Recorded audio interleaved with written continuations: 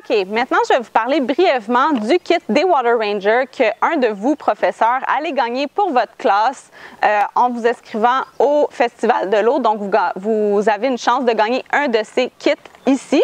Donc, je vais vous montrer tout ce qu'il contient puis tout ce qu'on peut faire avec tous les tests que vous allez pouvoir effectuer avec votre classe. Donc, on va aller dans la première pochette ici. Donc, premièrement, on a un petit manuel d'instruction qui explique très bien tous les types de tests, qui est super bien illustré, donc très facile d'utilisation. Ensuite, on a des petites pochettes comme ça pour inclure nos téléphones cellulaires. Donc, si on veut les apporter avec nous sur l'eau, proche de l'eau, on ne voudrait pas que rien de grave leur arrive. Donc, on peut les protéger dans ces petites pochettes-là. Ensuite, très important, on a un petit calepin pour prendre nos résultats en notes et un crayon qui sont attachés ensemble parce qu'on les finit toujours par les perdre. Comme ça, on les a toujours ensemble. Et ce petit calepin-là est super bien fait parce qu'il est déjà tout détaillé. Vous savez déjà exactement à toutes les questions que vous devez répondre. Donc, premièrement, on a la date. Donc, c'est super important de savoir exactement quelle date on a pris nos échantillons, nos résultats, le temps de la journée, où on était, à quel plan d'eau on était et aussi la température, parce que la température va influencer beaucoup la qualité de l'eau et les résultats qu'on va avoir. Donc, si il vente beaucoup cette journée-là, on risque d'avoir beaucoup d'oxygène dans notre eau juste à cause que ça brasse beaucoup et ça fait des vagues. Donc, c'est très important de prendre ces notes-là et ensuite, on peut inclure les résultats de nos petits tests dans notre petit calepin, tout ça à un endroit. Et ce qui est le fun avec les Water Rangers, c'est qu'ils ont aussi une application que vous pouvez utiliser sur votre téléphone ou en ligne où vous pouvez downloader toutes vos données que vous avez récoltées. Et en fait, si tout le monde fait ça, on va avoir vraiment une grande quantité de données qu'on va pouvoir mettre en commun, qu'on va pouvoir comparer à travers les années, à travers les mois de différentes régions. Donc vraiment, là, vous faites partie d'un gros projet et on va être capable après ça de faire des analyses. Ils vont être capables de faire des analyses sur toutes les données que vous allez avoir recueillies avec leur test. Donc, si on va dans la pochette du dessus, on voit ici vraiment, là, c'est très bien organisé. On a tout ce qu'il nous faut pour échantillonner l'eau dans notre petit sac. Donc, on a un contenant ici où on peut aller récolter l'eau et ils nous fournissent même un petit selfie stick où on peut aller l'ajouter comme ça. Ici, puis ça nous permet de même pas avoir besoin d'aller dans l'eau pour récolter notre eau. On peut juste simplement utiliser notre petit selfie stick et aller récolter de l'eau. Donc ça, c'est très utile. Moi, j'ai utilisé ma petite coupe là. On va pouvoir faire quelques tests ensemble. Donc tout ça, c'est inclus dans votre kit. Donc le prochain que je vais vous parler ici, c'est le test d'oxygène dissous. Donc, on en a parlé dans un atelier précédent, qu'est-ce que c'était, mais vous allez pouvoir la tester avec ce kit-là. Donc, c'est vraiment un kit magnifique. On voit ici, on a l'échelle où on va pouvoir comparer nos résultats selon à quel point le bleu est foncé ou pâle et ça va nous donner une quantité d'oxygène dissous dans notre échantillon. C'est super facile d'utiliser. Donc, on a notre petit contenant comme ça et on va les remplir jusqu'à la ligne 25 pour 25 ml. Juste comme ça. Ensuite, on a même un petit sablier parce qu'il faut laisser le test agir 1 minute avant de lire les résultats. Puis, on a nos petits... On va aller chercher ici. On a plusieurs petites fioles avec déjà le liquide qu'il faut pour réagir, pour nous donner notre résultat. Et on va aller l'insérer à l'intérieur de notre petit contenant et à l'intérieur, il y a des petits trous, des petites sections et là, on va aller briser la pointe du tube ici pour dégager le réactif pour qu'il réagisse avec l'eau et ça va nous donner un résultat. Donc, on va le faire ici puis on va attendre 1 minute en fait, que la réaction se produise. Donc, pendant ce temps-là, je vais vous parler des autres choses qui constituent votre kit. Donc, on a aussi un superbe thermomètre. Donc, on peut tenir sur notre poignet comme ça pour avoir la température de l'eau. On a aussi une sonde de conductivité. Donc, la conductivité, ça calcule la quantité d'ions libres qu'il y a dans l'eau. Donc, souvent, on va référer ça à la salinité, donc combien il y a de sel dans l'eau. Donc, on peut l'utiliser, on peut tester ça ici avec notre petite sonde de conductivité. On a aussi plusieurs des petites bandelettes qui vont tester le pH, le bromide, l'alcalinité et la dureté de l'eau. Et vraiment, c'est super facile à utiliser. On prend notre petite bandelette comme ça, on la trempe dans notre échantillon d'eau, puis on va la comparer en arrière avec nos échelles de couleurs. Donc le kit est super bien fait que quand vous allez avoir des déchets, donc une fois que vous avez terminé avec vos bandelettes, vous avez aussi des contenants pour récupérer vos déchets. Donc ici, ça c'est pour nos bandelettes. On peut les laisser comme ça. Ils sont très sécures dans le petit sac à cause de bandes velcro. Ici. Et finalement, on a aussi un disque de Seki. Donc ça, c'est vraiment, c'est quelque chose de super vieux. Ça a été inventé par Monsieur Seki, justement. Et tout ce que ça fait, en fait, c'est un disque de plastique avec des côtés noirs et des côtés, des corps blancs et noirs. Et il est accroché à une règle, donc à un mètre gradué ou un gallon gradué. Et comment on l'utilise, c'est qu'on va le descendre tranquillement dans l'eau et on le descend jusqu'à temps qu'on ne puisse plus le voir à l'œil nu. Et à ce moment-là, on prend la mesure et ça nous dit en fait jusqu'à quel niveau la lumière rentre dans notre étendue d'eau. Donc c'est la zone, on dit la zone photique. Donc c'est là où toute la photosynthèse va se passer. En dessous de ça, on ne reçoit pas assez de lumière pour vraiment que ça soit efficace. Donc c'est vraiment un petit dispositif super simple, mais qui nous donne beaucoup d'informations à savoir à quel point notre lac peut être productif et la turbidité. Donc, plus il y a de turbidité dans l'eau, plus on va perdre de vue notre disque de Seki rapidement. Donc ça, c'est tout inclus ici dans votre petit kit. Donc, finalement, on peut regarder notre résultat pour l'oxygène dissous. OK, fait que là, si on a ici notre résultat, on peut maintenant le comparer à notre échelle ici. Donc, c'est sûr que ça ne sera pas dans les plus pâles, là. Ça va vraiment être dans les plus foncés. Donc là, il faut regarder lequel il ressemble le plus. Moi, personnellement, je trouve que ça ressemble beaucoup à notre tube ici de 8. Donc, ça voudrait dire que notre échantillon d'eau a environ 8 mg par litre d'oxygène dissous. Et voilà, c'est pas plus compliqué que ça. Puis dans ce cas-là, ici, on a même un contenant pour disposer de nos tubes aussi. Comme ça, tout est bien serré et compartimenté.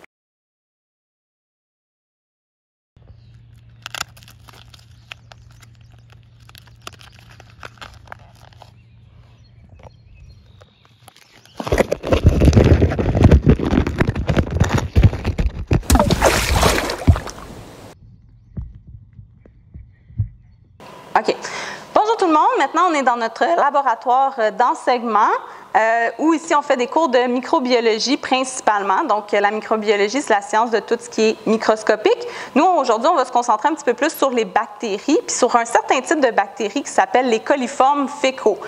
Donc, les coliformes fécaux, en fait, c'est un type de bactéries qui se retrouve surtout dans les matières fécales. Ils ne sont pas tous mauvais, on en trouve aussi dans l'environnement naturellement, mais quand on en trouve de ces espèces de bactéries-là, les coliformes fécaux, ça peut nous donner une indication qu'il pourrait avoir eu une contamination par de la matière fécale. Donc, la matière fécale, c'est du caca. Donc, on ne veut pas nager ou boire de l'eau qui pourrait contenir des coliformes fécaux parce que ça pourrait nous rendre très malades. Donc, la bactérie E. coli, c'est un coliforme fécaux. C'est une des bactéries qui peut nous rendre très malades dans une grande concentration.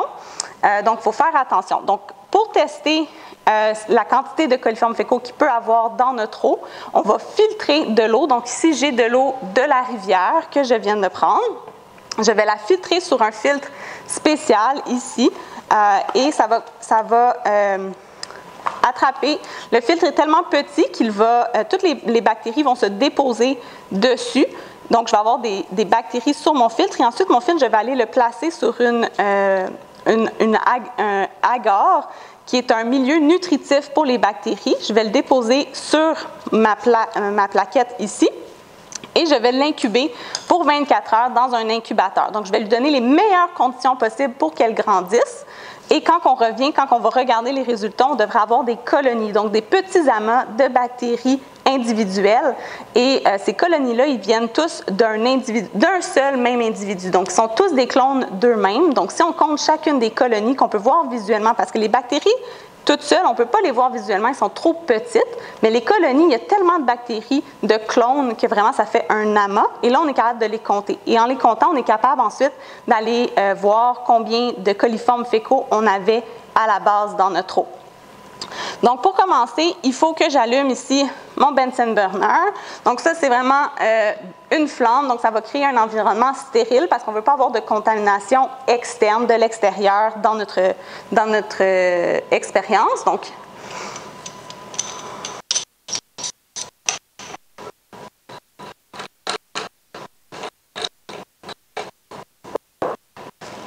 OK. Donc maintenant, j'ai mon environnement stérile. Donc, ce que je vais faire avant de commencer, je vais calculer 100 ml de mon eau de rivière parce que c'est la quantité qu'on veut échantillonner. Puis, je vais m'assurer de rester tout le temps proche de mon champ stérile. Donc, j'ai mon cylindre gradué.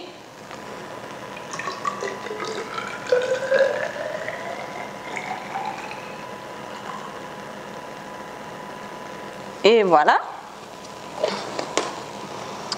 Donc, mon échantillon est prêt ici. Je vais préparer ma tour de filtration. Donc, ici, j'ai mon entonnoir qui est avec une petite clip comme ça. Donc, je vais commencer par mettre de l'eau stérile ici pour vraiment nettoyer mon entonnoir pour m'assurer qu'elle est bien stérile avant de filtrer mon échantillon. Donc, je vais juste mettre un petit peu d'eau à l'intérieur en m'assurant de faire les contours. Donc, vous allez voir, ça va quand même couler facilement parce que je n'ai pas de filtre. Donc, l'eau passe super bien.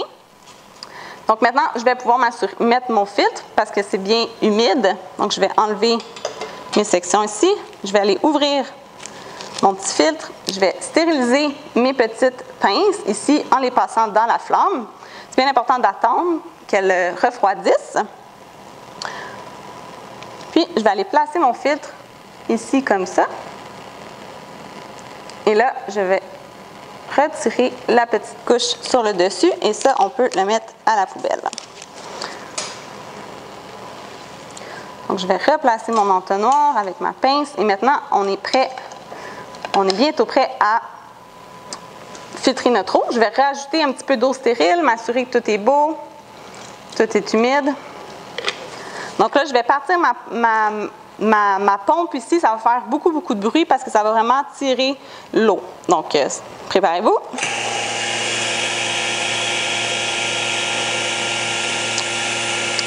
Et avant de terminer, je vais mettre mon échantillon.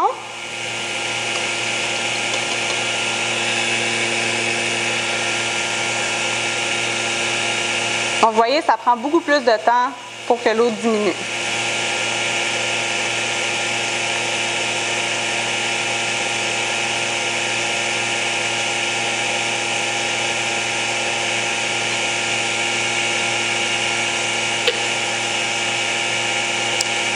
Et je vais terminer avec un petit peu d'eau stérile, encore une fois, pour m'assurer que vraiment toute mon eau d'échantillon est filtrée.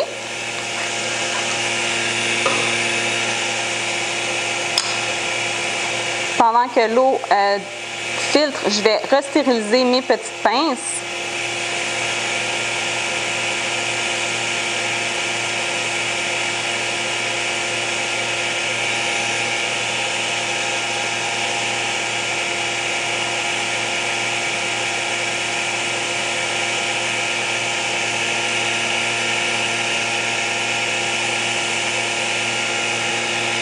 Donc, et voilà, c'est bien sèche. Tout est sèche, on peut enlever. Je vais enlever mes pinces et mon entonnoir. Et là, je vais aller tout doucement récolter mon filtre sur ma tour de filtration. Je vais ouvrir mon pétri à l'envers, comme ça, proche de ma flamme pour pas qu'il y ait de contamination. Et je vais simplement aller le déposer comme ça sur mon petit pétri. Je vais m'assurer qu'il n'y ait pas de bulles. Je vais le refermer comme ça. Je vais restériliser mes pinces, m'assurer que tout est stérile.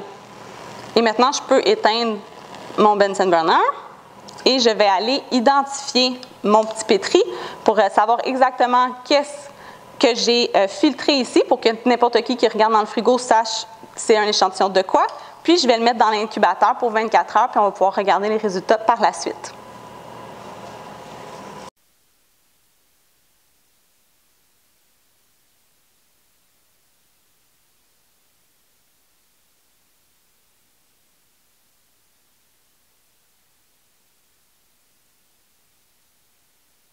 Rebonjour, donc pour vous ici, ça doit faire environ 2 secondes que vous m'avez vu, mais dans mon cas à moi, en fait, ça fait au moins 24 heures qu'on s'est vu que j'ai filtré l'eau. Donc juste pour qu'on se rappelle ensemble rapidement, voici à quoi ressemble le filtre que je viens de vous montrer. L'agar ici, le milieu nutritif, il est rouge, il a un filtre ici, on ne voit rien sur le filtre, c'est là où j'ai filtré mon eau. Maintenant, je vais regarder notre agar qu'on vient juste de filtrer, déposer notre filtre. En fait, ça fait 24 heures qu'il est dans l'incubateur à 35 degrés. On va regarder de quoi il a l'air. Donc déjà, on voit que la couleur est un peu différente.